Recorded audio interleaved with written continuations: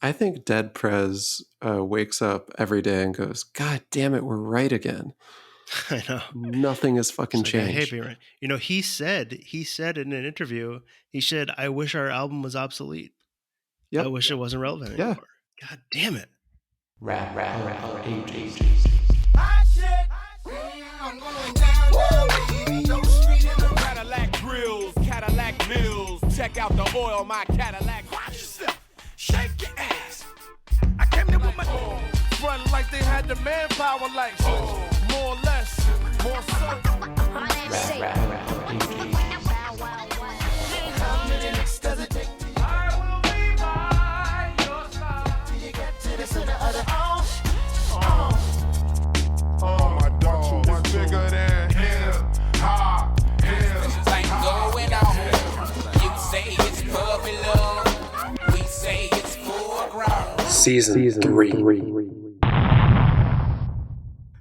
Welcome back to Rap of Ages Season 3, our podcast where we are breaking down the best hip-hop hits from the year 2000 Y2K, talking about what was happening, why it was popular, what they were thinking, and where it all went wrong. Where did it all go wrong, Brian? Again, unfortunately, this one is all too easy. It's when a song that talks about racial injustice and social inequity is actually more relevant 20 years later. So once again, I'm Brian Saul. And I'm DJ Turntable. And I'm Jared Johnson. And if you don't know that late 90s and early 2000s hip-hop isn't safe for work, small children, or your virgin ears, well, we don't know how to help you. You're completely on your own. And as always, check us out on social media and wherever you get your podcasts. We're up on iTunes, Google, SoundCloud, Mixcloud, Stitcher, TuneIn, and Spotify.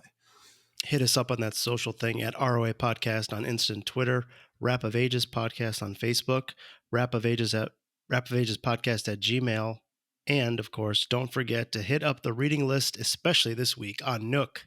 Hit us up on Nook. Hit us up on Nook.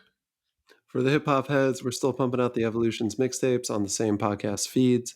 For more and links to every possible way to listen, don't forget to check out the webpage, rapofages.com, or just shout play Rap of Ages podcast at your device.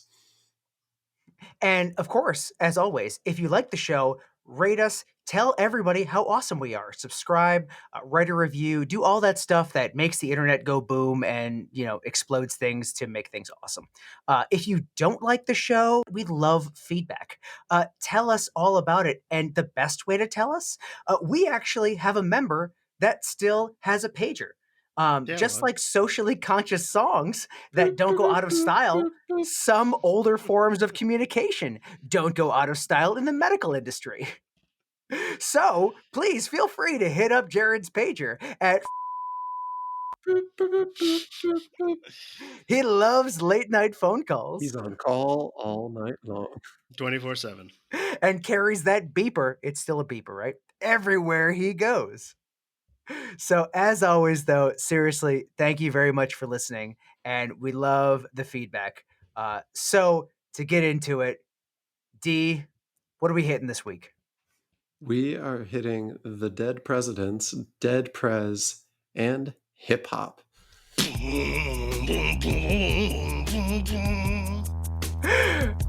I couldn't have done that any better.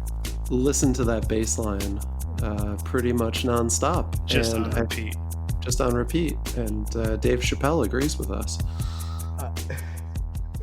So I remember before we get into personal reflections and the song, which I would like to get into, Dave, if I may, I remember you telling me at one point that whenever you go car shopping, that this is the song that you will actually play when you're doing the road test to check the speakers in the vehicle.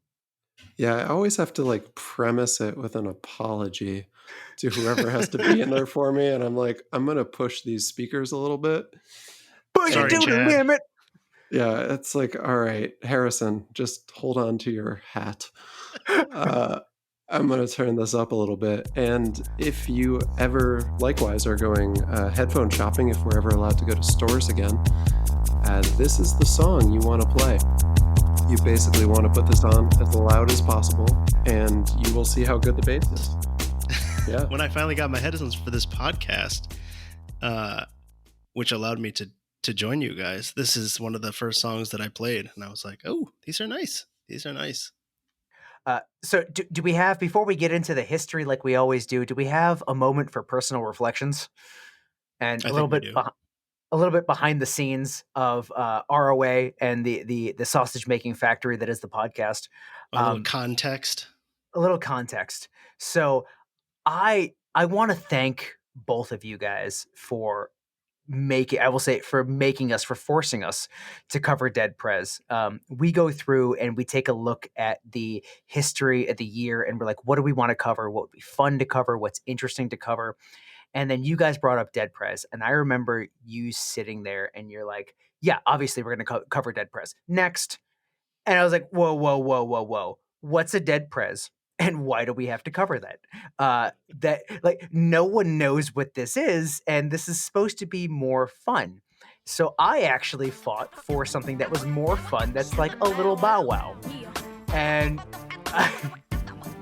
I was, my argument was the majority of our current audience doesn't listen to Dead Prez. What again? What is it? But I was completely wrong.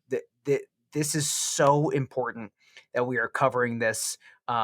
Just from what it was, but then even more so like what it is today. It's incredible to think that this was written in and produced in the year 2000, which is exciting, but then also the depressing part that albums 20 years later that talk about, again, racial injustice and social inequity are more relevant than ever 20 years later. So I'm so glad that we're covering this, and thank you guys for forcing this on the with the podcast. Well, Brian, you're very welcome. And I just want to put into some perspective, just so the audience knows. There's a lot of songs we cover that the timing of what's going on in our present time is not really relevant at all. But right now it is July 19th, 2020. We're recording this in the midst of a global pandemic from the coronavirus. But most pertinent to this group and the song is the ongoing protests and unrest about police violence, which was largely incited by the murder of George Floyd a few months ago by Minneapolis police. And like you said, Brian, it is so sad that these same issues that they are addressing in this album have not changed at all in the past 20 years. Yeah, I mean, in a lot of ways, some of the stuff has actually gotten worse in recent years. I think when this album came out, um, by a lot of accounts, it was kind of considered a fringe album and a fringe group in hip hop. They were talking about issues that no one else was talking about. They had the one single, Hip Hop, which was popular, but they didn't really blow up as artists after this. They didn't like become hugely mainstream artists after this. They really stuck to this corner of hip hop, which we'll talk about in the episode. But the things they're talking about are really, I think, a lot of them, police brutality, things like that, have gotten worse. They've become more into the mainstream. The conversation about what rap music is, what kind of message it sends to kids, what you want people to be doing based on your words has become even more relevant over the years. So they are, in fact, I would say, even a more interesting group to talk about 20 years later, with all of those themes that are still ongoing. I remember when this album came out, I had this on replay pretty much nonstop in high school. This was always the album I went to. If anyone asked me what my favorite hip hop album was, it still is my favorite hip hop album as a piece of work, as a piece of art, as a piece of music. I don't think anything really tops it, front to back on that. And I'm probably out on a limb amongst even a lot of hip hop fans on that. If you go through the album, and highly recommend you take the time to go and listen to Let's Get Free, it really works as a whole album. Not every song is going to be the strongest hip hop song, but as a message, as a whole piece of work, and as a social effort. And hip hop started as a social movement, I think, has always been bigger than just rap. And so this really gets to the roots of like, what is hip hop, what the music is about, how it influences culture and life, and all of those other things that are all part of that experience. I think that's spot on. I love that you said that. So, and I feel like that's going to be the longest part of our episode is going to be what they were thinking because there's so much to unpack there. I feel like the history of the artist is maybe less important of like who they are versus what they say. But if I can, I do just want to do the quick history. So obviously we're talking about the song hip hop. We're talking about the rap group Dead Prez. So Dead Prez consists of two artists. There is one artist is Stickman. That's STIC.MAN and M1. They met in Florida and they grew up, but they ended up forming their group in 1996. They were found in Brooklyn, New York. Definitely, they focus their albums, their history. They usually focus on social injustice and then like self determination or self betterment, which I've definitely come to love and appreciate when we talk about listening to the entire album and not just listening to this particular song. Yeah, well, Stickman was born in Florida and M1 was in New York, and they both happened to go to Florida A&M and had kind of similar political ideologies, and they wanted to be revolutionaries. And I think they formed an organization called the Black Survival Movement there. And then I think they both got swept up in this Uhuru movement, which is a kind of socialist and black nationalist movement. And I think that obviously, informed a lot of their uh, viewpoints and a lot of their music uh, later on. And they just kind of up and decided to like go to New York to make it in hip hop. I think that Yeah, was basically they were just like they had $1,000 or like 900 bucks in their pocket. They were like, we're just gonna go to New York and see what happens. yeah, we're gonna go to New York and we're gonna get signed by Loud Records. That's the Yeah, goal. they specifically wanted to get signed by Loud Records. That Yeah, which is was, just amazing. And then they did it. and then they got signed by Loud Records. Yeah, the stories Something. I saw were they met Lord Jamar from Brand Nubian at some block party in Brooklyn, and he kind of became their connection, and then hooked them up. Yeah, I mean they are they're talented rappers, they're talented lyricists. Like this whole album, they produced almost every song and every beat for it, with the exception of one, which we'll talk about a little bit later. But you know, like they all of this stuff, they weren't one of these like manufactured groups in any ways. They're really authentic and have remained really authentic to both their rapping style, to their music, to all the stuff, like doing all the stuff they talk about. Right. And I think it's interesting because, you know, talking about personal reflections, when I went into the research for this song, I thought, you know, wow, all this stuff is happening right now with Black Lives Matter, with all of the protests and everything going on. Like, I bet these guys are at the forefront doing stuff and out there with the movement and everything. And it sort of caught me off guard to see that they were, you know, obviously supportive of all of it, but they have a little bit of a different perspective on the whole Black Lives Matter thing. And, you know, they were asked about it in an interview recently. And they were like, okay, let's talk about it. Like, think about what it means. If you're going to say Black Lives Matter, it's the lives that matter. And yeah, the police killing people is terrible. It's a symptom of a broader problem with society and a system of oppression and all of these things. But diabetes is killing more Black people, and like smoking and Yeah, all of these hamburgers. other things, and hamburgers, right? They mentioned like, you know, all these things. And so like to them, they're really looking at this from like a health perspective, from, you know, one of them, I think Stickman right now is championing a movement on like highlighting fatherhood and parenting.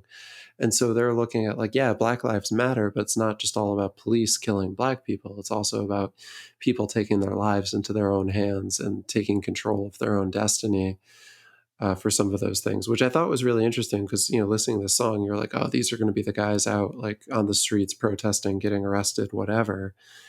And, you know, they're pretty busy doing a lot of stuff in their community. And they've kind of, I think, softened over the years on some of the revolutionary aspects of what they were talking about 20 years ago. Yeah, I agree. I think they've really changed from burning down the system to really kind of just harnessing that energy and just doing good with it. Let's talk about why it was popular and how popular was the song actually at the time. Oh, I can't wait to have this discussion. Continue. Well, it wasn't Um, popular to Brian, apparently. well, Brian didn't listen to it, but That did is anyone exactly else right. listen to it? I'll hit into it. I'll go first. My answer was it wasn't. My answer was it is this didn't hit my radar at all, and that this is not what I was hearing. This is not what I wanted to hear. And I know that even though Dave, it might have been in your background, or Jared, other people were listening to it. We're like, this didn't hit my radar. I had a ton to say and think and feel about like where I was at when how did I feel when the thong song came out and I had my car and I'm bumping down the streets. Like this did not hit my radar. So for me in the 2000s, this definitely did not hit popular mainstream. But my question back was like, was it supposed to? And is that a bad thing? I don't necessarily know if it was. So the album peaked at 22 on R&B and hip hop, 73 on the US billboards. The song was top 50. That's about as high as it went when it came out. So, that's pretty good for a group that wasn't like producing hit after hit. But yeah, I mean, you weren't hearing this every day on the radio. This wasn't like you could have missed this song if you weren't looking for it. Or if you weren't paying too much attention. So R&B rap scenario all day on the radio. Same scenes in the video. Monotonous material. Y'all don't hear me though. You could even say that it was better.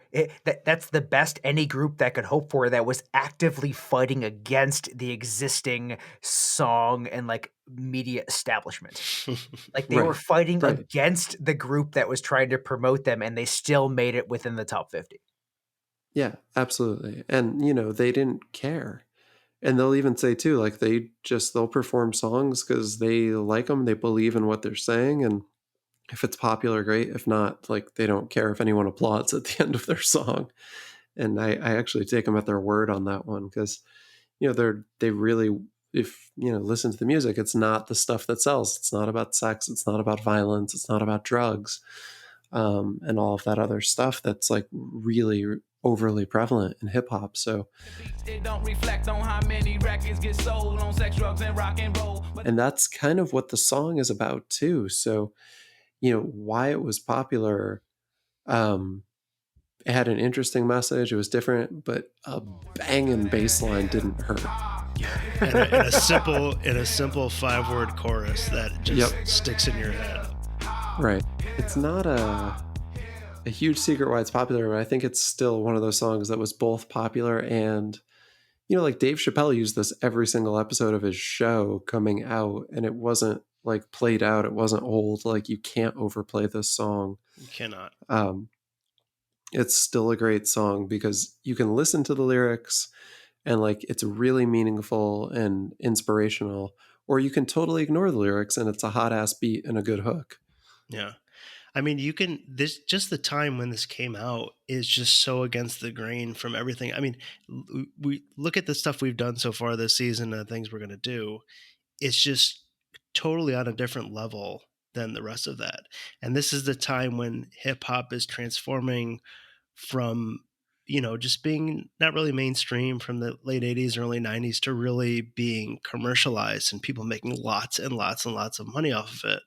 And this is just so anti that. And it's just a fucking breath of fresh air. Yeah, totally agree. All right. So what were they thinking when they made this song? Let's get into the lyrics a little bit. Let's get into the song, the beat, the whole thing. So maybe before I pass the mic over to Jared, one of the things I did want to mention about like getting into the lyrics is there's only 2 verses to this track. And one of my favorite things about this is if you go back to our older episodes, there will be times where we will be going through and we will say, okay, verse 4 or okay, verse 5. It's more of the same. And we'll say like it's more of the same. They're talking about blah, blah, blah, blah, more of the same, more of the same. And it's our way of like just progressing through the song because after the first verse, you get the gist. They don't sugarcoat anything, and it's just again, there's 2 of them, and each of them have a verse, and they both say it, and they both hit on point with what they want to say, and they're done. Usually, songs at this time frame, they are 5 minutes plus, and we talk about that not necessarily resonating with the current day Spotify. Got to be a 3 minute song. This is effectively a 3 minute song, a little bit over. Again, talk about being ahead of their time. It does resonate. It's more prevalent and more digestible now than ever. Yeah, this song is basically load the clip, fire off all your bullets, and then pump your fist in the air. Yeah, I mean, there's no filler. There's like this song, just like the album. Like, there's no confusing what their message is. There's no illusions. It's just like we're telling you fucking exactly what it is right here. It's right. It's to the point, and it's fucking gritty. And like I said, it's a 5-word chorus. There's 2 verses, and they're just putting it out there. So they started first of all. That fake records in the beginning, that's another thing. Like that, along with the bass line, just fucking, it just makes me so happy. It just makes me happy. Tell me about the fake records thing, because that's actually like one of their big philosophical things, is like being anti-record label, and they talk a ton about that in the song and on a lot of their tracks, but that's like one of the big issues for them. In the real world, it's bigger than all these fake records. Wait, po folks got the millions, and my woman's disrespected. And that's what I think, drew them to Loud Records. And they just see these big labels, especially at this time. I think things had changed from like I said, the late 80s, early 90s, where, hip hop was more about the message, and then it became more about the money. And these labels they're basically, using the artist simply for money making. And it's like, you have to sound this way, you have to talk about this, you have to do this, or we're not going to sign you, or we won't put out your album. And it's promoting this message of money and women and cars. These record labels slang our tapes like dope. You could be next in line and sign and still be writing rhymes and wrote. You would rather have a Lexus or justice, a dream or some substance, a beamer or necklace or freedom. It's not necessarily what these guys are actually, their life is like. This is not real to them. And that's what's so refreshing about Dead Prez, is like, this is what they're living. Like, this is what they believe in, and this is what they're putting out there to the world. So and to that point, maybe we don't necessarily have to go in order. So there's 2 verses, right? So it's first verse is M1, second verse is Stickman, and they talk about like you gotta have a point, right? You fake records, almost like Black Lives Matter or defund police, and like obviously there's a lot behind that, but you gotta have a chanting point. So like fake records, but I feel like that whole explanation of fake records actually is explained pretty well in verse 2 by Stickman. I don't know if you would just want to that point, if you just want to go straight to that to verse 2, because I feel like it hits it. Yeah, he definitely gets into that when he's talking about don't think these record deals are going to feed your seeds and pay your bills, because they're not. MCs get a little bit of love and think they hot, talking about how much money they got. All y'all records sound the same. I'm sick of that fake thug R&B rap scenario all day on the radio. And I feel like you guys have talked about this in previous seasons, about how at this point, all these groups are coming on. They have the rappers, they have the R&B groups, maybe it's a group of guys, maybe it's a woman, but they all get together. And it's just like, this is what we see time and time again. Same scenes in the video, monotonous material. And this is what hip hop has become to them at this time. Yeah, you don't hear me though. These record labels, they're slanging our tapes like dope. It's like, you be the next in line and you signed and still writing rhymes, but you're broke. Mentioned this whole record label slang our tapes like dope. Like, there's so many instances of that in various songs throughout hip hop, in Jay-Z and Rap Game, Crack Game. And there's, Outkast mentions that. There's just so many instances where they just, equate rapping to selling drugs, and how the record labels are kind of, pushing out this product to people, and they're putting out what, they're guiding them into what they want to hear, and how they want to brand people, and how they want to see their artists perceived as by the general public. I was going to say, let's go to the chorus for a second, and I wanted to ask both of you, what is bigger than hip hop? It is. what is it? The real world is bigger than all these fake records. And this is only like a half serious, but sort of actually serious question. Like, what is the it they're talking about? No, yeah. I mean, from what I've seen, and I do love the question, right? And it could be anything to anybody, but it's bigger than hip hop. So like hip hop is, I think we tried to define that in our intro to this whole podcast. We tried to define like what is hip hop. Like it's part of a culture. It's part of ingrained in how a community talks to each other, how they come together. But it's kind of, obviously it morphs then into what sells and what makes money. And then, but this is what their whole point is. What they're trying to say is bigger than hip hop. What you think, it's not just about making money. It's not just about the cars or the women. It's bigger than that. It's about uplifting our communities. So it's bigger than hip hop. It's bigger than that. It's more important. It's more powerful.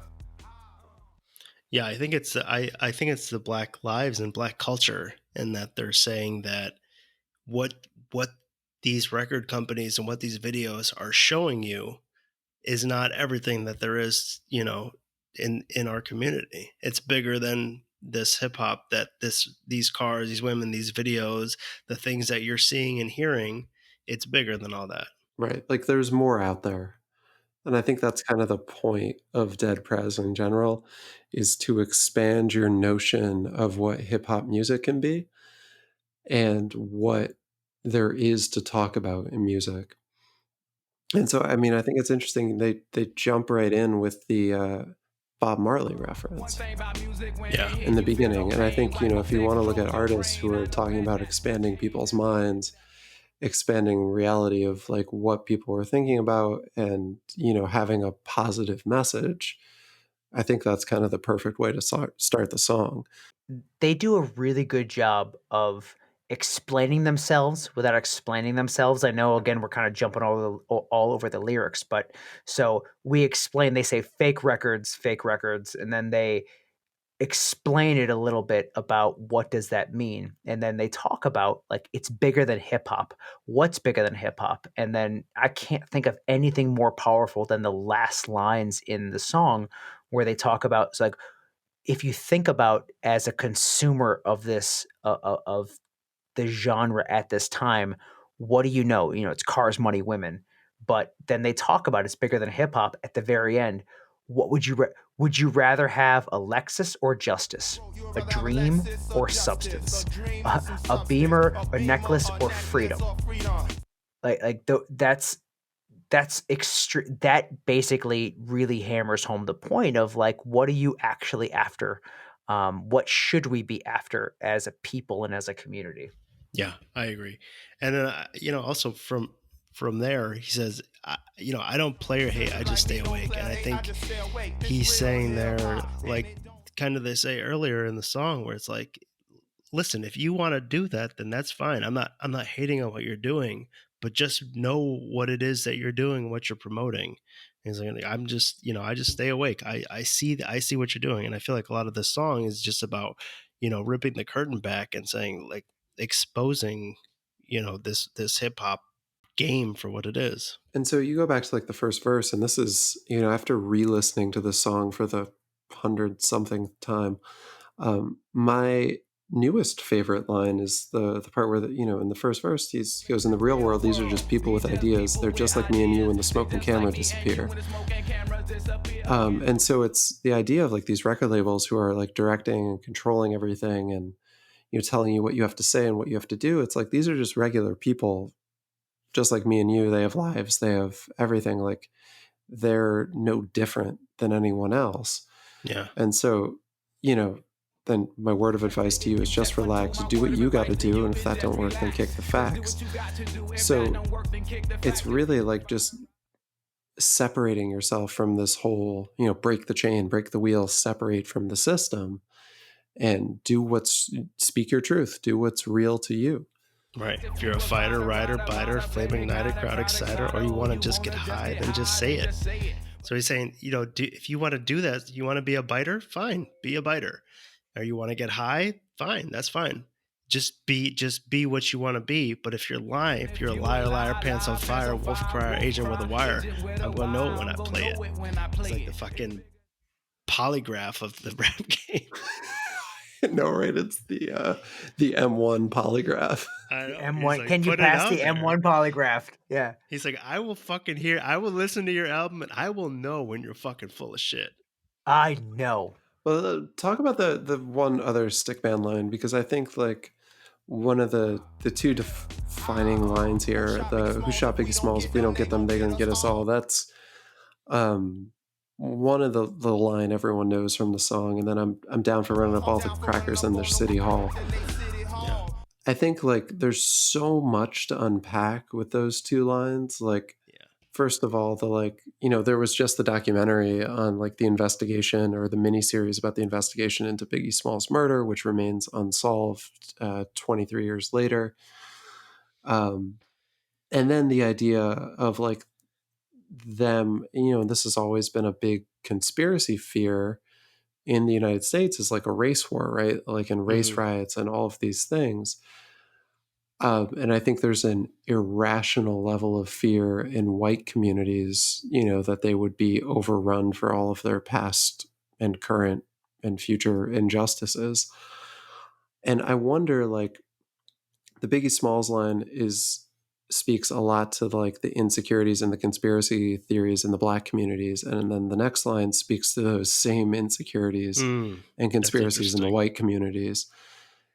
And so you put those two together to start. It's just like it's incredible. You start to really just like unweave a little bit of that. Yeah, that's interesting. I hadn't even thought of it that way before.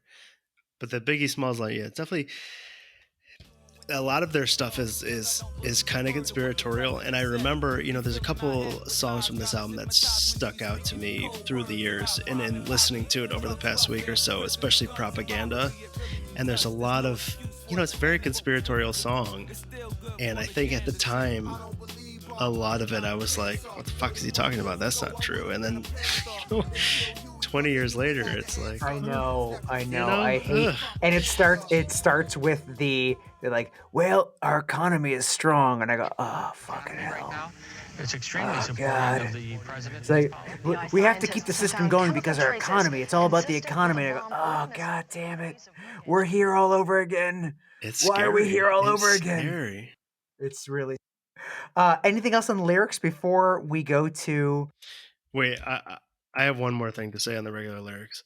Yeah. When he says, would you rather have a Lexus, a Justice, a dream, or some substance, a Beamer, a necklace, or freedom? Do you think that there are some rappers in the game who listened to this at the time, or from the end of the first verse, and were just like, oh shit, fucking got me, and they really fucking re-examine themselves? I think the opposite. They were like, oh, I'll take the Lexus. I will take the I totally agree.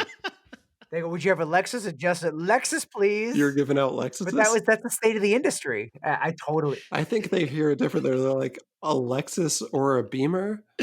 Yeah, I'll take the Lexus, I guess. Maybe the Beamer. No.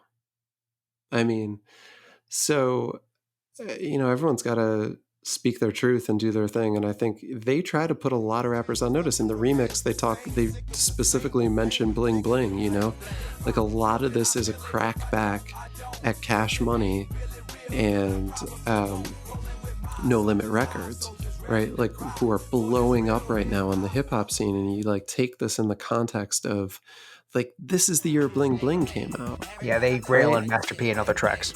All of that stuff. And so like it is a direct crackback at all of that music.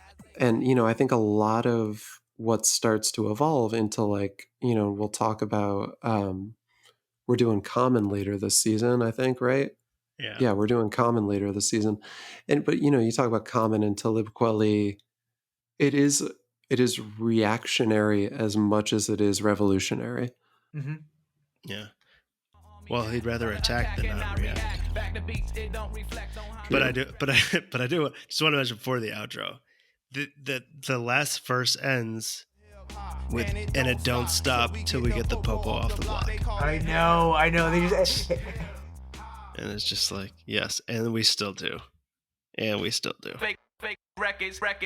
Let's ask the question we ask every week. Where did the song go wrong? Did it go wrong at all? I have one or two things, but not a whole lot. I also have a few things. Why don't you Who guys would like to start? start?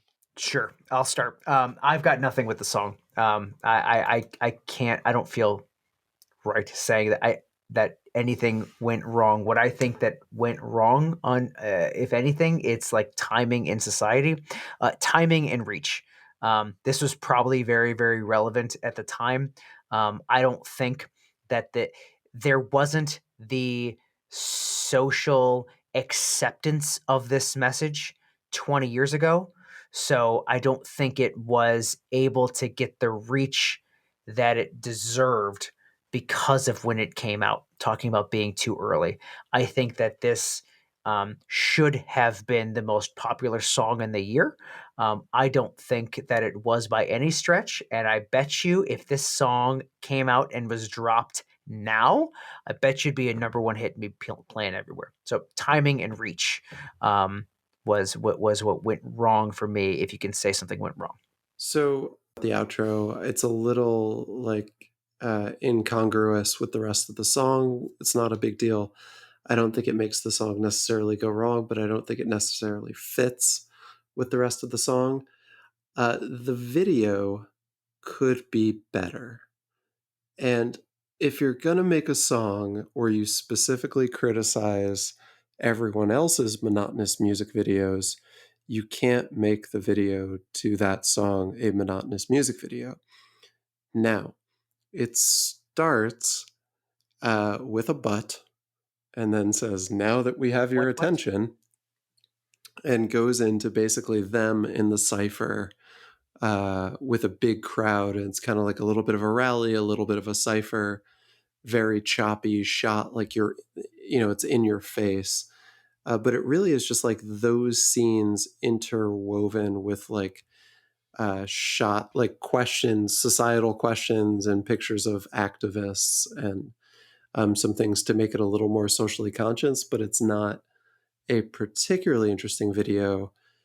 Although I think somewhere there was a meeting for this video where someone had to ask the question, how much of a vagina can we show on television? And at the very beginning of the video, there is a clip that like zooms in on a groin, a female groin, very closely.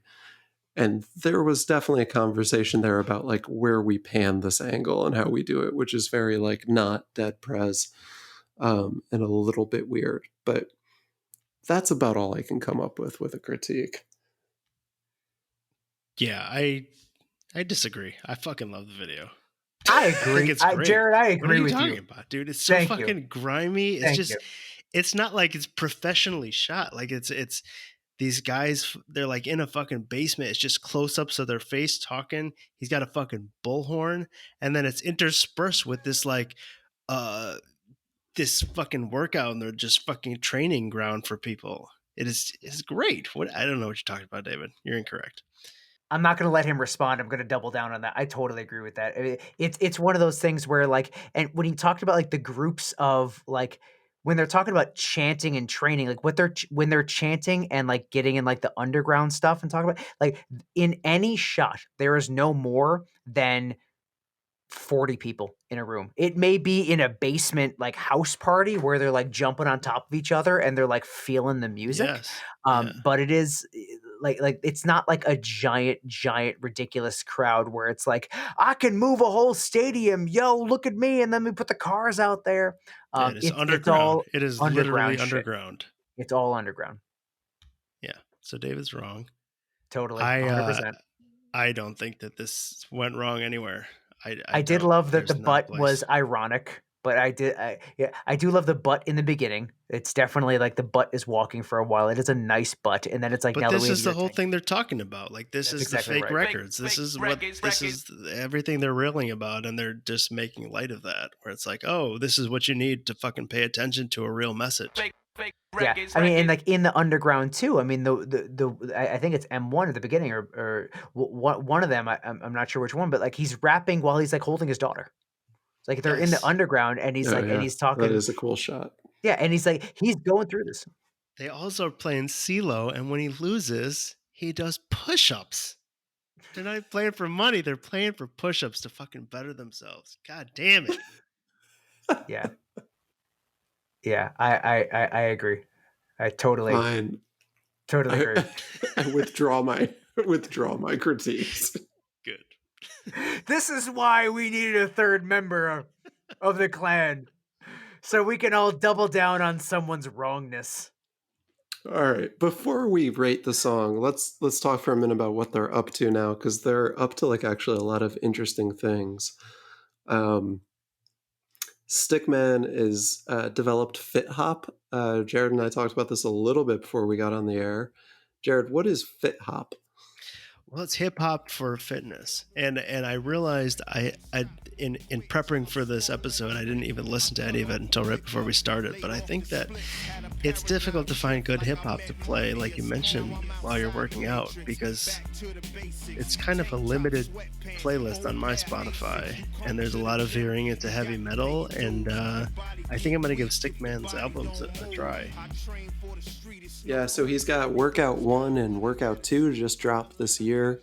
I listened to most of the new one. It's pretty good. I would definitely work out to it. It is really hard to find a good hip hop workout playlist. So I love the idea that like he's really into health and fitness, and he's just like, I want some hip hop to work out to. I'm just gonna make that shit.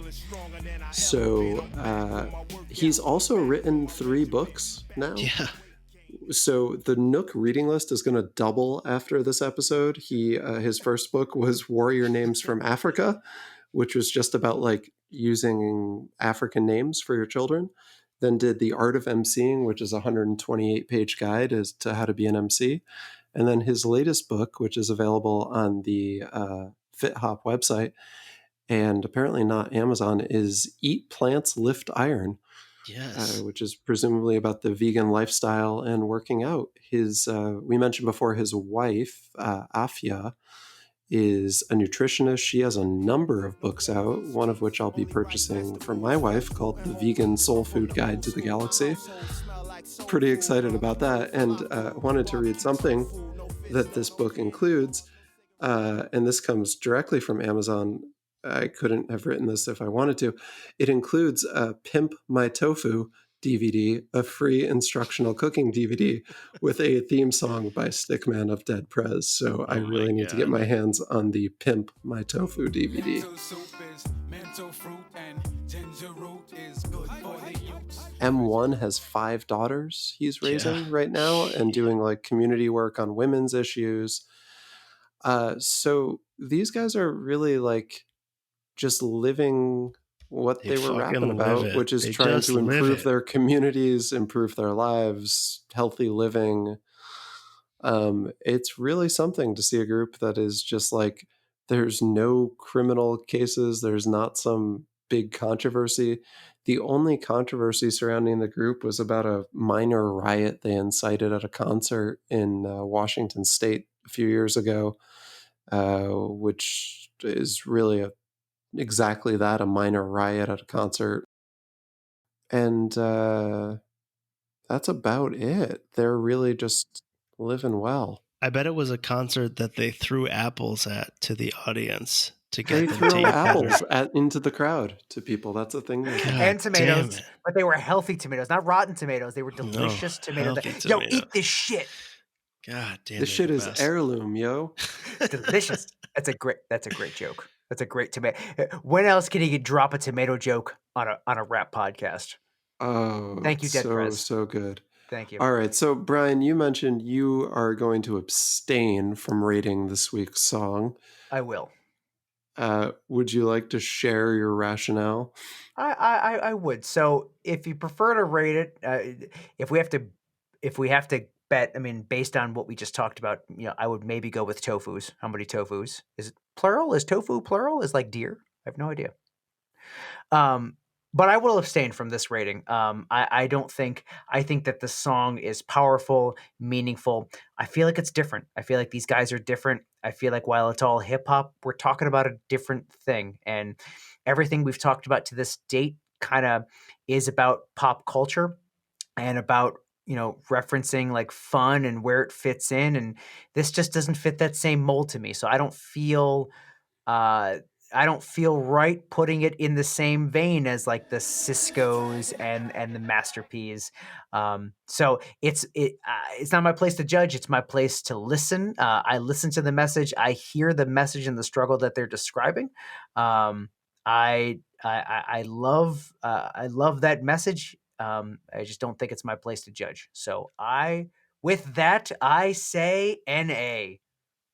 I respect that, but I will say one thing. I think in your heart of hearts, you know that you want to rate them higher than Cisco, and you can't bring yourself to say it. I rated Cisco a 6, right? A 6 out of 5, which is why I'm abstaining. From Dead Prez.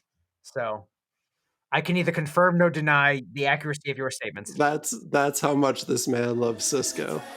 All right, I'm going to say red bandanas because it is still let's get free. It's still break the system at this point. So, Jared, how many red bandanas do you give this song? Well, David, I'm going to have to go ahead and give this 5 red bandanas. And I'm not going to go above the scoring system, as apparently Brian did with Cisco. But in giving this 5 red bandanas, I feel like that kind of detracts from the score I'm giving it because I've given a previous song in this season a 5 as well. So it's the most 5. It's the 5-iest 5 you've ever given. It's the highest 5. It's the truest. It's the it's truest a high 5. It's a high 5. It's a high 5. 5 plus? 5 plus. It's a high 5. High 5. Yeah, it's a 5 plus. This is as close as you can get to a perfect song. It really doesn't go wrong anywhere. It's still hot. It's got staying power. It's even better and more relevant today than it was 20 years ago. Just fucking sad. It bothers me. There's a lot of ratings of hip hop albums and beats, and this album and this song came in like the top 100 around 86, according to Rolling Stone. The beat came in at like 68, according to Complex. I think those are bullshit ratings. I challenge you to rate this song or this album outside the top 5 in hip hop history. It really is up there for me. It's got great staying power. I would love to see a Dead Prez show and get some fresh apples. So if and when we get to go to concerts again, let's do that. Let's do some push-ups, eat some apples, and drink our green juice. Let's get free. Let's get free.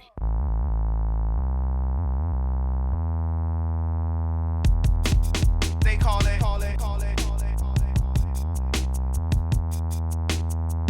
Fake records. All right, I think that's going to do it for us this week. Thanks again for listening. Brian, do you want to cue us up for what is coming next? It's going to be equally a giant in the hip hop community. A giant in the industry, meaningful lyrics, revolutionary but gangsta. Bounce with me. We are actually going to go with what I wanted to go with. Is it as relevant? Probably. Is it more meaningful? Probably. We're going to talk about all the little kids in hip-hop and why was it so stupidly popular. We are going to talk about Little Bow Wow. Oh, thank Bow Wow Wow. Rap of Ages is for the children. For the children.